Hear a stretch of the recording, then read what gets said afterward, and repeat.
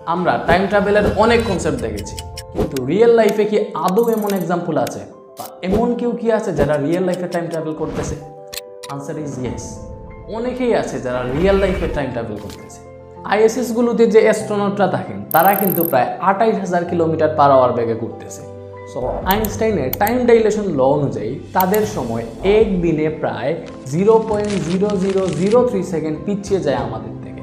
তো তারা যদি 6 মাস মহাকাশে অবস্থান করে তাহলে তাদের সময় প্রায় 5.4 মিলি সেকেন্ড পিছিয়ে যায়। অর্থাৎ তারা যদি 6 মাস পরে পৃথিবীতে ফিরে আসে তাহলে তাদের বয়স প্রায় 5.4 মিলি সেকেন্ড কমে যায় স্বাভাবিকের থেকে।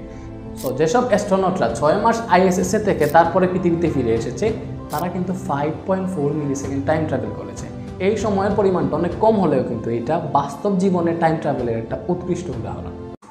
আমরা টাইম ট্রাভেলের অনেক কনসেপ্ট দেখেছি, কিন্তু রিয়েল লাইফ